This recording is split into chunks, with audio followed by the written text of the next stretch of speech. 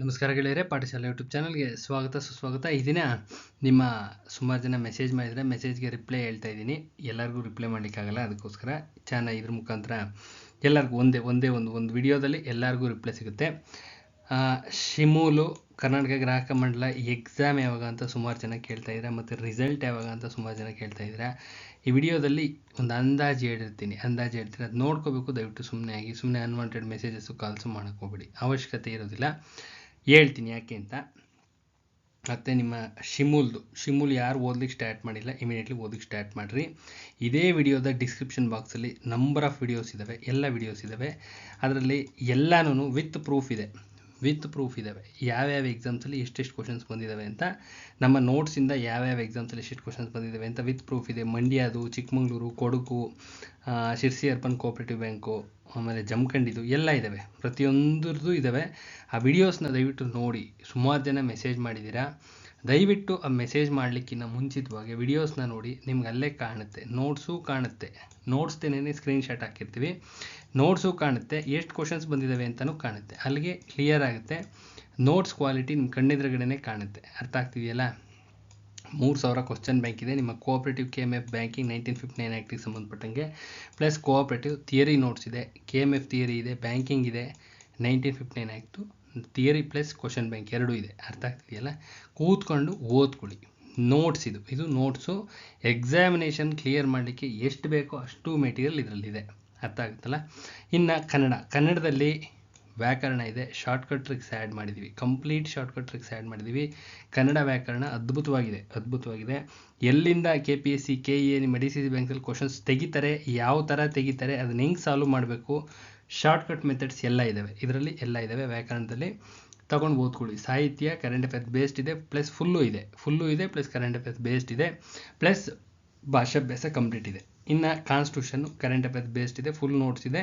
ಯಾರಿಗಾರ ಅವಶ್ಯಕತೆ ಇದೆ, ಇದೆಷ್ಟು ಪ್ರಿಂಟೌಟ್ ಬರ್ತಾವಲ್ಲ, ಪ್ರಿಂಟೆಡ್ ನೋಟ್ಸ್ ಇದಿಷ್ಟು ಪ್ರಿಂಟೆಡ್ ನೋಟ್ಸು.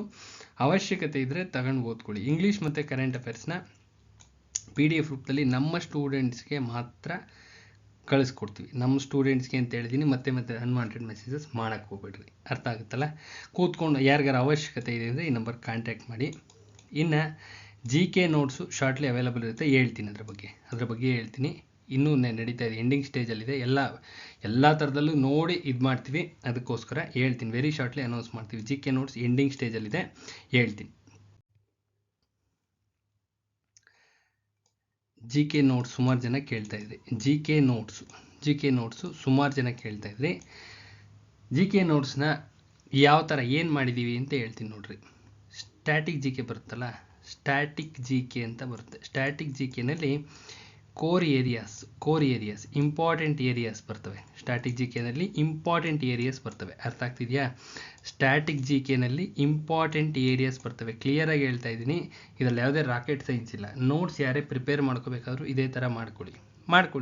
ನಾನೇ ಹೇಳ್ತಾ ಇದ್ದೀನಲ್ಲ, ಇದೇ ಥರ ಮಾಡ್ಕೋಬೇಕು. ಹಿಂಗೆ ಮಾಡಿಕೊಂಡ್ರೆ ವರ್ಕೌಟ್ ಆಗುತ್ತೆ. 25ಕ್ಕೆ 18+ ರೀಚ್ ಮಾಡ್ಬೋದು, ಆರಾಮ್ಸೆ ರೀಚ್ ಮಾಡ್ಬೋದು. KPSCಗೂ ಹೆಲ್ಪ್ ಆಗುತ್ತೆ, KEಗೂ ಹೆಲ್ಪ್ ಆಗುತ್ತೆ. ಎಲ್ಲ ಎಕ್ಸಾಮ್ಸ್ಗೂ GK ಓದಲೇಬೇಕು. ಅರ್ಥ ಆಗ್ತಿದೆಯಲ್ಲ? ಸ್ಟ್ಯಾಟಿಕ್ GK ತೊಗೋಬೇಕು. ಸ್ಟ್ಯಾಟಿಕ್ GKನಲ್ಲಿ ಕೋರ್ ಏರಿಯಾಸ್ ಬರ್ತವೆ. ಎಂಥ ಏರಿಯಾಸು? ಕೋರ್ ಏರಿಯಾಸ್ ಅಂದರೆ ಇಂಪಾರ್ಟೆಂಟ್ ಏರಿಯಾಸ್ ಅಂತ. ಆ ಇಂಪಾರ್ಟೆಂಟ್ ಏರಿಯಾಸು ನಿಮಗೆ ಗೊತ್ತಿರಬೇಕು. ಅರ್ಥ ಆಗ್ತಿದೆಯಲ್ಲ? ಅದು ನಿಮ್ಗೆ ಗೊತ್ತಿರಬೇಕು. ಕೋರ್ ಏರಿಯಾಸ್ನ ಎಲ್ಲ ಎತ್ಕೋಬೇಕು. ಕಂಪ್ಲೀಟ್ ಕೋರ್ ಏರಿಯಾಸ್ ಎಲ್ಲ ಫಸ್ಟಲ್ಲಿ ಕೋರ್ ಏರಿಯಾಸ್ ಎತ್ಕೊಂಡ್ರೆ ಒಂದು ಪೋರ್ಷನ್ ಮುಗಿಯುತ್ತೆ. ನೆಕ್ಸ್ಟ್ 1 ಇಯರ್ ಕರೆಂಟ್ ಅಫೇರ್ಸ್ ಇಟ್ಕೋಬೇಕು. 1 ಇಯರ್ ಕರೆಂಟ್ ಅಫೇರ್ಸ್ ಇಟ್ಕೊಂಡು ಈ ಸ್ಟ್ಯಾಟಿಕ್ GK ಬರುತ್ತೆ ಗೊತ್ತಾ, ಅಲ್ಲಿಗೆ ಕಂಪೇರ್ ಮಾಡಬೇಕು. 1 ಇಯರ್ ಕರೆಂಟ್ ಅಫೇರ್ಸ್ ಇಟ್ಕೋಬೇಕು. ಕರೆಂಟ್ ಅಫೇರ್ಸ್ನಲ್ಲಿ ಸ್ಟ್ಯಾಟಿಕ್ GK ಪೋರ್ಷನ್ಸು ಕಾಣಿಸ್ತಾ ಇರುತ್ತೆ, ಅದು ಕಾಣಿಸ್ಬೇಕು. 1 ಇಯರ್ ಕರೆಂಟ್ ಅಫೇರ್ಸಲ್ಲಿ ಏನು ಕಾಣುತ್ತೆ? ಸ್ಟ್ಯಾಟಿಕ್ GKಗೆ ಸಂಬಂಧಪಟ್ಟಂಥ ವಿಚಾರಗಳು ಕಾಣಿಸ್ತಾ ಇರುತ್ತೆ, ಕ್ಲಿಯರಾಗಿ ಕಾಣಿಸ್ತಾ ಇರುತ್ತೆ. ಅರ್ಥ ಆಗ್ತಿದೆಯಾ? ಎಕ್ಸ್ಪೀರಿಯನ್ಸ್ ಇರ್ತಕ್ಕಂಥ, ಸುಮಾರು ವರ್ಷ ಎಕ್ಸ್ಪೀರಿಯನ್ಸ್ ಇರ್ತಕ್ಕಂಥ ಸೀನಿಯರ್ ಸ್ಟೂಡೆಂಟ್ಸ್ಗೂ ಕಾಣುತ್ತೆ, ತುಂಬ ಎಕ್ಸಾಮ್ಸ್ ಕ್ಲಿಯರ್ ಮಾಡಿರೋರ್ಗೂ ಕಾಣುತ್ತೆ, ಹೊಸಬರಿಗೆ ಕಾಣದೇ ಇರ್ಬೋದು. ಅರ್ಥ ಆಗುತ್ತಲ್ಲ? ಈ ಕರೆಂಟ್ ಅಫೇರ್ಸ್ನಲ್ಲಿ ಇರ್ತಕ್ಕಂಥ ಸ್ಟ್ಯಾಟಿಕ್ GK ಪೋರ್ಷನ್ನ ಕಂಪ್ಲೀಟಾಗಿ ಎತ್ಕೊಂಡ್ರೆ ಅದೊಂದು ಪೋರ್ಷನ್ ಆಗುತ್ತೆ, ಇದೊಂದು ಪೋರ್ಷನ್ ಆಗುತ್ತೆ. ಅರ್ಥ ಆಗ್ತಿದೆಯಲ್ಲ? ಇವೆರಡನ್ನೂ ಮಿಕ್ಸ್ ಮಾಡಿದ್ರೆ ನಿಮ್ಮ ಸ್ಟ್ಯಾಟಿಕ್ GK ನೋಟ್ಸು ರೆಡಿ ಆಗುತ್ತೆ. Plus current affairs 1 year current ಅಫೇರ್ಸ್ನ ಇಂಪಾರ್ಟೆಂಟ್ ಅಷ್ಟೇ, ತೀರಾ ಇಂಪಾರ್ಟೆಂಟ್ ಬಂದೇ ಬರ್ತವೆ ಅನ್ನೋವಂಥದ್ದು ಮಾತ್ರ ಎತ್ಕೋಬೇಕು. ಅರ್ಥ ಆಗ್ತಿದೆಯಲ್ಲ? ಇದು 1000% ಗ್ಯಾರಂಟಿ, 1000% ಬಂದೇ ಬರುತ್ತೆ. ಇದು ಎಕ್ಸಾಮಿನೇಷನಲ್ಲಿ ಕಾಣಿಸ್ಕೊಳ್ಳುತ್ತೆ ಅನ್ನೋದನ್ನು ಮಾತ್ರ ಸ್ಟ್ಯಾಟಿಕ್ ಜಿ ಕೆ ನಲ್ಲಿ ಕೋರ್ ಏರಿಯಾಸಲ್ಲಿ ಎತ್ಕೋಬೇಕು. ಕರೆಂಟ್ ಅಫೇರ್ಸ್ ಬೇಸ್ಡಲ್ಲೂ ಅಷ್ಟೇ, ಕರೆಂಟ್ ಅಫೇರ್ಸ್ ಬೇಸ್ಡ್ ಬರುತ್ತೆ ಗೊತ್ತಾ, ಕರೆಂಟ್ ಅಫೇರ್ಸ್ ಬೇಸ್ಡಲ್ಲೂ ಅಷ್ಟೇ 1000% ಬಂದೇ ಬರ್ತವೆ ಅಂತಕ್ಕಂಥವನ್ನ ಒಳಗಡೆ ಕಾಣಿಸ್ತಿರ್ತವೆ. ಕರೆಂಟ್ ಅಫೇರ್ಸ್ ಓದ್ತಾ ಇರ್ಬೇಕಾದ್ರೆ, ಒಂದು ವರ್ಷದ ಕರೆಂಟ್ ಅಫೇರ್ಸ್ ಓದ್ತಾ ಇರ್ಬೇಕಾದ್ರೆ ಸ್ಟ್ಯಾಟಿಕ್ ಜಿ ಕೆ ಪೋರ್ಷನ್ ಕಾಣಿಸ್ತಾ ಇರ್ತದೆ, ಅದ್ರೊಳಗಡೆ ಎಲ್ಲೋ ಒಂದೊಂದು ಕಾಣ್ತಾ ಇರ್ತವೆ. ಅದನ್ನ ಎತ್ಕೊಂಡು ನೀಟಾಗಿ ಅದರ ಆಳ ಆಗಲ್ಲ 360 ಡಿಗ್ರಿನಲ್ಲಿ ಚೆಕ್ ಮಾಡಿ ಒಂದು ನೋಟ್ಸ್ ಮಾಡಿಕೊಂಡ್ರೆ ರೆಡಿ ಆಗುತ್ತೆ. ಇನ್ನು ಕರೆಂಟ್ ಅಫೇರ್ಸಲ್ಲಿ ಇಂಪಾರ್ಟೆಂಟ್ 100 ಅಲ್ಲ 1000% ಇದು ಬಂದೇ ಬರುತ್ತೆ ಅಂತಕ್ಕಂಥವು ಮಾತ್ರ ಜಿ ಕೆಗೆ ಸಂಬಂಧಪಟ್ಟಿರ್ತಕ್ಕಂಥವು ಮಾತ್ರ ಎತ್ಕೋಬೇಕು. ಮಾತ್ರ ಎತ್ಕೊಂಡ್ರೆ ನಿಮ್ಮ ಜಿ ಕೆ ನೋಟ್ಸು ರೆಡಿ ಆಗುತ್ತೆ. ಇದು ಪ್ರೊಸೀಜರ್. ಯಾರಿಗಾರು ಬಂದರೆ ಮಾಡ್ಕೊಳ್ಳಿ, ಆರಾಮ್ಸೆ ಮಾಡ್ಕೊಳ್ಳಿ. ಹೇಳಿದ್ದೀನಿ, ಪ್ರೊಸೀಜರ್ ಯಾರೂ ಹೇಳೋದಿಲ್ಲ, ಯಾವ ಇನ್ಸ್ಟಿಟ್ಯೂಟ್ನವರು ಯಾರೂ ಹೇಳೋದಿಲ್ಲ, ನಾನು ಹೇಳ್ತಾ ಇದ್ದೀನಿ. This is correct procedure. ಅರ್ಥ ಆಗ್ತಿದೆಯಲ್ಲ? ಯಾರಿಗಾರ ಜಿ ಕೆನಲ್ಲಿ ಸ್ಕೋರಿಂಗ್ ಕಡಿಮೆ ಆಗ್ತದೆ, ಜಿ ಕೆ ಸ್ಕೋರ್ ಮಾಡಲೇಬೇಕು ಅಂದರೆ ಈ ಥರ ಮಾಡ್ಕೋಬೇಕು. This is the procedure, correct exact procedure. Paper set ಆಗೋದು ಇದೇ ಬೇಸ್ಡ್ ಆನ್, ಯಾವುದೇ ಒಂದು ಓಪನ್ ಆಗಿ ಹೇಳ್ತಾ ಇದ್ದೀನಿ, ಪೇಪರ್ ಸೆಟ್ ಮಾಡೋದು ಈ ಬೇಸಿಸ್ ಮೇಲೇನೆ, ಇದೇ ಬೇಸಿಸ್ ಮೇಲೇನೆ, ಕರೆಂಟ್ ಅಫೇರ್ಸ್ ಬೇಸಿಸ್ ಮೇಲೇನೆ ಪೇಪರ್ ಸೆಟ್ ಆಗೋದು. ಅರ್ಥ ಆಗ್ತಿದೆಯಲ್ಲ?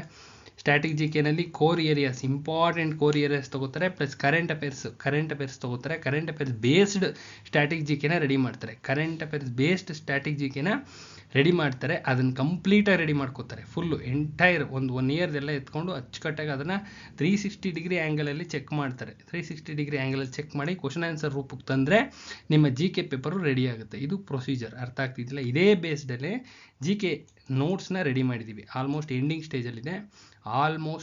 ಸ್ಟೇಜಲ್ಲಿದೆ. ವೆರಿ ಶಾರ್ಟ್ಲಿ ಅನೌನ್ಸ್ ಮಾಡ್ತೀವಿ ಜಿ ಕೆ ನೋಟ್ಸ್ ಅವೈಲಬಲ್ ಇದೆ ಅಂತ. ತದನಂತರದಲ್ಲಿ ಯಾರಿಗಾರ ಅವಶ್ಯಕತೆ ಇದ್ದರೆ, ಈಗ ಹೇಳಿದ್ನಲ್ಲ, ಇದೇ ಪ್ರೊಸೀಜರಲ್ಲೇ ಈ ಜಿ ಕೆ ನೋಟ್ಸ್ ರೆಡಿ ಆಗಿರೋದು. ಇದು ಹ್ಯಾಂಡ್ ರಿಟನ್ ನೋಟ್ಸ್ ಇದೆ, ಪ್ಲಸ್ ಸ್ವಲ್ಪ ಭಾಗ ಟೈಪ್ಡ್ ಕಾಪಿನೂ ಇದೆ. ಅರ್ಥ ಆಗ್ತಿದೆಯಲ್ಲ? ಹ್ಯಾಂಡ್ ರಿಟನ್ ನೋಟ್ಸ್ ಏನಕ್ಕಿದೆ ಅಂದರೆ ಕರೆಂಟ್ ಅಫೇರ್ಸ್ ಬೇಸ್ಡ್ ಬರುತ್ತೆ ಗೊತ್ತಾ, ಕರೆಂಟ್ ಅಫೇರ್ಸ್ ಬೇಸ್ಡನ್ನ ಬರಿಬೇಕಾಗುತ್ತೆ. ಅರ್ಥ ಆಗ್ತಿದೆಯಲ್ಲ? ಕರೆಂಟ್ ಅಫೇರ್ಸ್ ಬೇಸ್ಡ್ನ ಒಂದು ವರ್ಷದ ಕರೆಂಟ್ ಅಫೇರ್ಸ್ ತೊಗೊಂಡು ಅದರಲ್ಲಿ ಸ್ಟ್ಯಾಟಿಕ್ ಜಿ ಕೆನ ತೆಗೆದು ಬರೀಬೇಕಾಗುತ್ತೆ. ಆ ಟೈಮ್ನಲ್ಲಿ ಬರೀಲೇಬೇಕಾಗುತ್ತೆ, ಬೇರೆ ಯಾವುದೇ ದಾರಿ ಇಲ್ಲ. ಅರ್ಥ ಆಗ್ತಿದೆಯಲ್ಲ? ಕಾಂಪ್ಲಿಕೇಟೆಡ್ ಇರ್ತಕ್ಕಂಥದ್ದನ್ನ ಸಿಂಪ್ಲಿಫೈ ಮಾಡಿ ಅದನ್ನು ಎಷ್ಟು ಬೇಕೋ ಅಷ್ಟು ಕಂಪ್ರೆಸ್ ಮಾಡಬೇಕಾಗುತ್ತೆ. ನೋಟ್ಸ್ನ ಎಷ್ಟು ಬೇಕೋ ಅಷ್ಟು ಕಂಪ್ರೆಸ್ ಮಾಡಿ ಚಿಕ್ಕದಾದಂಥ ಒಂದು ನೋಟ್ಸ್ ಮಾಡಿ ಕೈ ಕೊಟ್ಟರೆ ಅದನ್ನು ಒಂದು 10-15 ಸತಿ ಓದ್ಕೊಂಡ್ರೆ ಇವೇ ಬಂದಿರ್ತವೆ. ಇದು ಪ್ರೊಸೀಜರ್. ಅರ್ಥ ಆಗುತ್ತಲ್ಲ? G K notes very shortly available ಇರುತ್ತೆ. ಯಾರಿಗಾರ ಅವಶ್ಯಕತೆ ಇದ್ದರೆ ನಾನು ಅನೌನ್ಸ್ ಮಾಡ್ತೀನಿ, ಅದಾದ ನಂತರ ತಗೊಂಡು ಓದಿ. ಇಲ್ಲ ನೀವೇ ಪ್ರಿಪೇರ್ ಮಾಡ್ಕೋತೀನಿ ಅಂದರೆ ಈ ಪ್ರೊಸೀಜರಲ್ಲಿ ಮಾಡ್ಕೊಳ್ಳಿ. ಹೇಳಿದ್ದೀನಿ, ಇದೇ ಪ್ರೊಸೀಜರ್ ಫಾಲೋ ಮಾಡಬೇಕು, ಬೇರೆ ಏನೂ ಮಾಡೋಕ್ಕೆ ಹೋಗ್ಬಿಡ್ರಿ. ಇದೇ ಪೇಪರ್ ಸೆಟ್ ಮಾಡ್ತಕ್ಕಂಥ ಪ್ರೊಸೀಜರ್, ಇದೇ ಪ್ರೊಸೀಜರೇ ಪೇಪರ್ ಸೆಟ್ ಆಗೋದು. ಅರ್ಥ ಆಗ್ತಿದೆಯಲ್ಲ? ಕ್ಲಿಯರಾಗಿ ಹೇಳಿದ್ದೀನಿ. ಇನ್ನೊಂದು ಸತಿ ಹೇಳ್ತೀನಿ ನೋಡ್ರಿ. ಜಿ ಕೆ ಸಿಂಪಲಾಗಿ ಹೇಳ್ತೀನಿ, ಜಿ ಕೆ ನಲ್ಲಿ ಸ್ಟ್ಯಾಟಿಕ್ ಜಿ ಕೆ ತೊಗೋಬೇಕು. ಜಿ ಕೆನಲ್ಲಿ static G K core areas complete important core ಏರಿಯಾಸ್ನ ಒಂದು ಕಡೆ ಎತ್ಕೋಬೇಕು. ಅಲ್ಲಿಗೆ ಒಂದು ಪಾರ್ಟ್ 1 ಮುಗಿಯುತ್ತೆ. ಪಾರ್ಟ್ 2ನಲ್ಲಿ ನಿಮ್ಮ ಇದು ಬರ್ತೈತೆ, ಏನು current affairs, 1 year current affairs ಎತ್ಕೋಬೇಕು. ಅದರಲ್ಲಿ ಸ್ಟ್ಯಾಟಿಕ್ ಜಿ ಕೆಗೆ ಕಂಪೇರ್ ಮಾಡಬೇಕು. ಸ್ಟ್ಯಾಟಿಕ್ ಜಿ ಕೆಗೆ ಕರೆಂಟ್ ಅಫೇರ್ಸ್ನ ಸ್ಟ್ಯಾಟಿಕ್ ಜಿ ಕೆ ಕಂಪೇರ್ ಮಾಡಿದ್ರೆ ಪಾರ್ಟ್ 2 ಮುಗಿಯುತ್ತೆ. ಅರ್ಥ ಆಗ್ತಿದೆಯಾ? ಇದು 360 ಡಿಗ್ರಿ ಆ್ಯಂಗಲಲ್ಲಿ ಎಲ್ಲ ಥರದಲ್ಲೂ ಚೆಕ್ ಮಾಡಿ ಕಂಪ್ಲೀಟ್ ಇವತ್ತಿನ ಟ್ರೆಂಡ್ ಅನಾಲಿಸಿಸ್ ಮಾಡಿ ಕರೆಕ್ಟಾಗಿ ನೋಟ್ಸ್ ಮಾಡಿ ಇಟ್ಕೋಬೇಕು. ಅರ್ಥ ಆಗ್ತಿದೆಯಲ್ಲ? ಮಾಡಿ ಇಟ್ಕೊಂಡ್ರೆ ಪಾರ್ಟ್ 2 ಮುಗಿಯುತ್ತೆ. ಚಿಕ್ಕ ಪಾರ್ಟ್ 1 ಇದು ಪಾರ್ಟ್ 2. ಇನ್ನು ಕರೆಂಟ್ ಅಫೇರ್ಸು ಇಂಪಾರ್ಟೆಂಟ್ ಅಷ್ಟೇ, ವೆರಿ ಇಂಪಾರ್ಟೆಂಟ್, 1000% ಬಂದೇ ಬರ್ತವೆ ಅಂತಕ್ಕಂಥ ಕರೆಂಟ್ ಅಫೇರ್ಸ್ನ ಎತ್ಕೊಂಡ್ರೆ ಪಾರ್ಟ್ 3 ಮುಗಿಯುತ್ತೆ. ಅರ್ಥ ಆಗ್ತಿದೆಯಲ್ಲ? Part 1, part 2, part 3 close. ಇಷ್ಟೇ ಜಿ ಕೆ ಮಾಡಬೇಕಾಗಿರೋದು. ಕರೆಂಟ್ ಅಫೇರ್ಸ್ ಇಂಪಾರ್ಟೆಂಟ್ ಅಷ್ಟೇ ಎತ್ಕೋಬೇಕು. ಎಲ್ಲ ಓದ್ತೀನಿ ಅಂದರೆ ಬಿಗ್ ಲಾಸ್. ಅರ್ಥ ಆಗುತ್ತಲ್ಲ? ಬೇರೆ ಜಿ ಕೆನಲ್ಲಿ ಯಾವ ಥರ ತೆಗಿತಾರೆ, ಟ್ರೆಂಡ್ ಗೊತ್ತಿರಬೇಕು. ಟ್ರೆಂಡ್ ಪ್ರಕಾರ ಎತ್ಕೊಂಡಾದರೆ ಅವೇ ಬಂದಿರ್ತವೆ. ಒಂದು 25ಕ್ಕೆ 18+ ಆರಾಮ್ಸೆ ರೀಚ್ ಆಗ್ಬೋದು. 18+ ಆರಾಮ್ಸೆ ಈಸಿಯಾಗಿ ರೀಚ್ ಆಗ್ಬೋದು. ಇದು ಮೆಥಡು. ಗೊತ್ತಿರೋರು ಮಾಡ್ಕೊಳ್ಳಿ, ಇಲ್ಲಾಂದರೆ ನೋಟ್ಸ್ ರೆಡಿ ಇರುತ್ತೆ, ತಗೊಂಡ್ಬೋದು. 2ರಲ್ಲಿ ವೆರಿ ಶಾರ್ಟ್ಲಿ ಅನೌನ್ಸ್ ಮಾಡ್ತೀವಿ, ಕೂತ್ಕೊಂಡು ಓದ್ಕೊಳ್ಳಿ. ಇಲ್ಲೇ ಇದೆ ನೋಡಪ್ಪ, ನಿಧನಗಳ ಮೇಲೆ ಒಂದು ಕ್ವಶನ್ ಇರುತ್ತೆ. ನಿಧನಗಳ ಮೇಲೆ ಒಂದು ಕ್ವಶನ್ ಇದ್ದೇ ಇರುತ್ತೆ, ಡೆಫಿನೆಟಾಗಿ ಇದ್ದೇ ಇರುತ್ತೆ. ಮಾಧವ ಗಾಡ್ಗಿಲ್ ನಿಧನ ಆಗಿದ್ದಾರೆ. ಇವ್ರು ಏನಾಗಿದ್ರು, ಖ್ಯಾತ ಪರಿಸರವಾದಿಗಳಾಗಿದ್ರು. 1 ಮಾರ್ಕ್ ನೋಡಿ, ಮೆನ್ಷನ್ನು ಮಾಡಿದ್ದೀನಿ. 1 ಮಾರ್ಕ್ ಬಂದೇ ಬರುತ್ತೆ ಎಂದು ಎಂಟೈರ್ ನೋಟ್ಸ್ ಮೆನ್ಷನ್ ಆಗಿರುತ್ತೆ. ಇವ್ರಿಗೆ ಬಂದಿರತಕ್ಕಂಥ ಪ್ರಶಸ್ತಿ ಪದ್ಮಭೂಷಣ. ಜನನ 1942. ಧನಂಜಯ್ ರಾಮಚಂದ್ರ ಗಾಡ್ಗಿಲ್ ತಂದೆ ಆಗಿರ್ತಾರೆ. ವಿದ್ಯಾಭ್ಯಾಸ ಪ್ರಾಣಿಶಾಸ್ತ್ರದಲ್ಲಿ ಸ್ನಾತಕೋತ್ತರ ಪದವಿ, ಪ್ರಾಣಿಗಳ ನಡವಳಿಕೆ ವಿಷಯದಲ್ಲಿ PhD ಅಂದರೆ ಝುವಾಲಜಿನಲ್ಲಿ PG ಮಾಡಿದ್ದಾರೆ, ಪೋಸ್ಟ್ ಗ್ರ್ಯಾಜುಯೇಷನು. ಅನಿಮಲ್ ಬಿಹೇವಿಯರ್ನಲ್ಲಿ PhD ಮಾಡಿದ್ದಾರೆ. ಆಯಿತಾ? ಇನ್ನು IASನಲ್ಲಿ ಪ್ರಾಧ್ಯಾಪಕರಾಗಿ ಪ್ರೊಫೆಸರ್ ಆಗಿ ಸೇವೆ ಸಲ್ಲಿಸಿದ್ರು.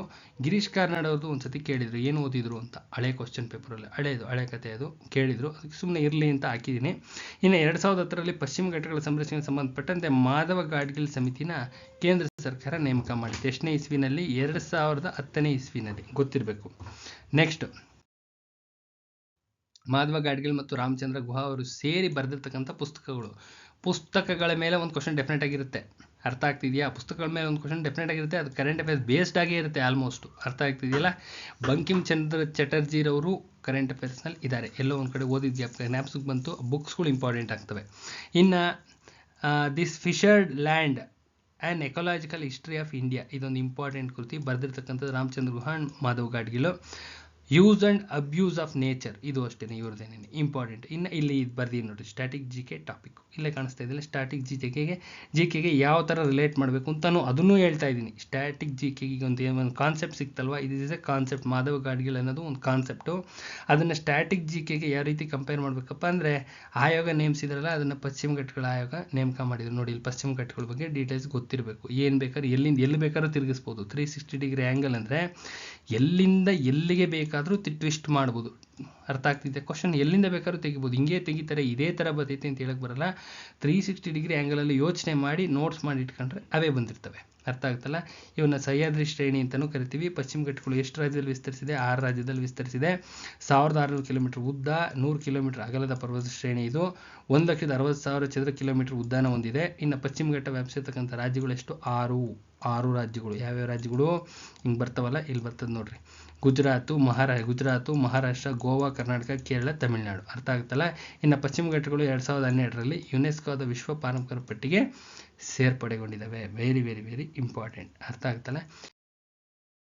ಇದು ಜಿ ಕೆನ ಓದುವ ರೀತಿ. ಇದು ಇದೇ ಥರ ಮಾಡ್ಕೋಬೇಕು. ಗೊತ್ತಾಗಿಲ್ಲ ಅಂದರೆ ನೋಟ್ಸ್ ರೆಡಿ ಇದೆ, ವೆರಿ ಶಾರ್ಟ್ಲಿ ಅನೌನ್ಸ್ ಮಾಡ್ತೀವಿ, ತಗೊಂಡು ಓದಾಕಿ. ನಮ್ಮದು 1, 2, 3 ಪಾರ್ಟ್ 1, ಪಾರ್ಟ್ 2, ಪಾರ್ಟ್ 3 ಒಂದೇ ಸತಿ ಸೆಂಡ್ ಆಗುತ್ತೆ. ಒಂದೇ ಸತಿ ಪಾರ್ಟ್ 1 ಒಂದು ಸ್ಮಾಲ್ ನೋಟ್ಸ್ ಇರುತ್ತೆ, ಪಾರ್ಟ್ 2 ಸ್ಮಾಲ್ ನೋಟ್ಸ್ ಇರುತ್ತೆ, ಪಾರ್ಟ್ 3 ಸ್ಮಾಲ್ ನೋಟ್ಸ್ ಇರುತ್ತೆ. 3 ಮಿಕ್ಸ್ ಆಯಿತು ಅಂದರೆ ನಿಮ್ಮ 25 ಮಾರ್ಕ್ಸು ಆರಾಮ್ಸೆ ಕವರ್ ಆಗುತ್ತೆ, ಈಸಿಯಾಗಿ ಕವರ್ ಆಗುತ್ತೆ. ಯಾವ ರೀತಿ ಪ್ರಿಪೇರ್ ಮಾಡ್ಕೋಬೇಕು ಅಂತಲೂ ಹೇಳಿದ್ದೀನಿ.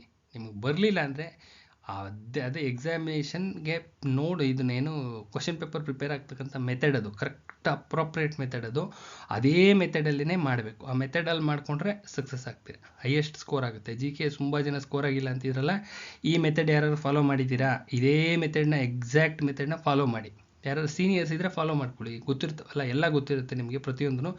ಈ ಮೆಥಡ್ನ ಫಾಲೋ ಮಾಡಿ. ಮಾಡಬೇಕಾದ್ರೆ ನೋಟ್ಸ್ನ ಈ ಮೆಥಡ್ ಫಾಲೋ ಮಾಡಿ, ಸ್ಕೋರ್ ಎದ್ದೊಳುತ್ತೆ, ಆರಾಮ್ಸೆ ಎದ್ದೊಳುತ್ತೆ. ಅರ್ಥ ಆಗ್ತಿದೆಯಲ್ಲ? ಮಾಡ್ಕೊಳ್ಳಿ. ಸಪೋಸ್ ಯಾರಿಗಾರು ಗೊತ್ತಾಗಲಿಲ್ಲ ಅಂದರೆ ಇನ್ನೊಂದು ತಿಂಗಳಿದೆ ಎಕ್ಸಾಮ್ಗೆ, ಇನ್ನೊಂದು ಮ್ಯಾಕ್ಸಿಮಮ್ ಇನ್ನೊಂದು ತಿಂಗಳಿರ್ಬೋದು. ಗೊತ್ತಾಗಿಲ್ಲ ಅಂದರೆ ವೆರಿ ಶಾರ್ಟ್ಲಿ ಅನೌನ್ಸ್ ಮಾಡ್ತೀವಿ, ಕೂತ್ಕೊಂಡು ಓದ್ಕೊಳ್ಳಿ, ತೊಗೊಂಡು ಓದ್ಕೊಳ್ಳಿ. ಇನ್ನು ನಿಮ್ಮ ಶಿಮೂಲ್ ಎಕ್ಸಾಮ್ ಕೇಳ್ತಾ ಇದ್ರಿ. ಏನು ಕೇಳಿದ್ರಿ? ಶಿಮೂಲ್ ಎಕ್ಸಾಮ್ ಯಾವಾಗ ಅಂತ ಕೇಳಿದ್ರಿ. 1 ಮಂತ್ ಗ್ಯಾಪ್ ಇರುತ್ತೆ. 1 ಮಂತ್ ಗ್ಯಾಪ್, ಮತ್ತೆ ಕೇಳಬಾರ್ದು. ಅಪ್ರಾಕ್ಸಿಮೇಟ್ಲಿ 1 ಮಂತ್ ಗ್ಯಾಪ್ ಇರುತ್ತೆ. ಇನ್ನೂ 1 ಮಂತ್ ಟೈಮ್ ಇದೆ ಅಂತ ಅನ್ಕೊತೀನಿ. ಇನ್ನು 1 ಮಂತ್ ಟೈಮು ನಿಮ್ಮ ಯಾವುದದು ಗ್ರಾಹಕರ ಮಹಾಮಂಡಲ, ಅದು ಅಷ್ಟೇ 1 ಮಂತ್ ಟೈಮ್. 1 ಮಂತ್ಗೆ 30 ಡೇಸ್ಗೆ ಟೈಮ್ ಟೇಬಲ್ ಹಾಕಿ, 30 ಡೇಸ್ಗೆ ಟೈಮ್ ಟೇಬಲ್ ಹಾಕಿ ಅಚ್ಚುಕಟ್ಟಾಗಿ ಕೂತ್ಕೊಂಡು ಓದಿ, ವರ್ಕೌಟ್ ಆಗುತ್ತೆ. ಅರ್ಥ ಆಗ್ತಿದೆಯಲ್ಲ? ಯಾರ್ಯಾರು ಓದ್ಲಿಕ್ಕೆ ಶುರು ಮಾಡಿಲ್ಲ ತಕ್ಷಣವೇ ಓದ್ಲಿಕ್ಕೆ ಸ್ಟಾರ್ಟ್ ಮಾಡಿರಿ. ನಮ್ಮಲ್ಲಿರ್ತಕ್ಕಂಥದ್ದು ರೆಡಿ ಇರ್ತಕ್ಕಂಥ ನೋಟ್ಸು ತಗೊಂಡು ಒಂದು 10 ಸತಿ ನೀಟಾಗಿ ಬಹೈಟ್ ಮಾಡ್ಕೊಂಡು ಹೋಗಿ. ಒಳ್ಳೆ ನಂಬರ್ ಆಫ್ ಕ್ವಶನ್ಸ್ ನೀವೇ ವಿಡಿಯೋದಲ್ಲಿ ನೋಡ್ಬೋದಲ್ಲ, ಡಿಸ್ಕ್ರಿಪ್ಷನ್ ಬಾಕ್ಸಲ್ಲಿ ಎಷ್ಟು ನಂಬರ್ ಆಫ್ ಕ್ವಶನ್ಸ್ ಬಂದಿದ್ದಾವೆ ಅಂತ ನೋಡ್ಕೊಳ್ಳಿ. ಅಷ್ಟು ಕ್ವಶನ್ಸು ಮತ್ತೆ ರಿಪೀಟ್ ಆಗ್ತಾನೆ ಇದ್ದಾವೆ. ಅರ್ಥ ಆಗ್ತಿದೆಯಲ್ಲ? ಹೈಯೆಸ್ಟ್ ನಂಬರ್ ಆಫ್ ಕ್ವಶನ್ಸ್ ಬರ್ತವೆ. ಚೆನ್ನಾಗಿ ಅಟೆಂಡ್ ಮಾಡ್ಕೊಂಡು ಬನ್ನಿ.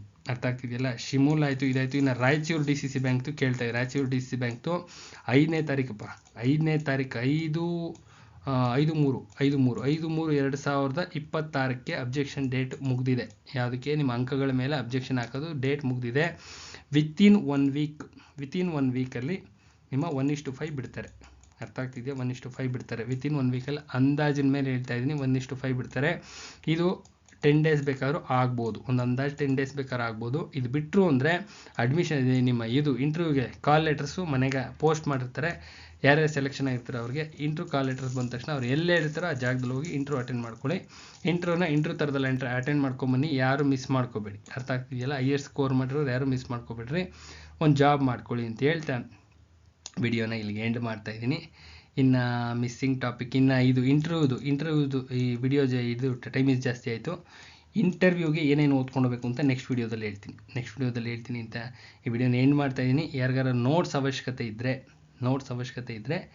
ನನ್ನ ಈ ಡಿಸ್ಕ್ರಿಪ್ಷನ್ ಬಾಕ್ಸಲ್ಲಿ ಇರ್ತಕ್ಕಂಥ ವೀಡಿಯೋಸ್ನ ಚೆಕ್ ಮಾಡಿ ಆ್ಯಂಡ್ ಮುಂದೆಗಡೆ ನಂಬರ್ ಇದೆಯಲ್ಲ ಆ ನಂಬರ್ ಕಾಂಟ್ಯಾಕ್ಟ್ ಮಾಡಿ. ನಮ್ಮಲ್ಲಿ ಅವೈಲೇಬಲ್ ಇರತಕ್ಕಂಥ notes cooperative Kannada and constitution, cooperative Kannada constitution available ಇದೆ, ತಗೊಂಡು ಓದಿ ಅಂತ ಹೇಳ್ತಾ ವಿಡಿಯೋನ ಏನು ಮಾಡ್ತೀನಿ. ನಾಳೆ ಇನ್ನೊಂದು ವಿಡಿಯೋ ಜೊತೆ ಬರ್ತೀನಿ. ನಮಸ್ಕಾರ.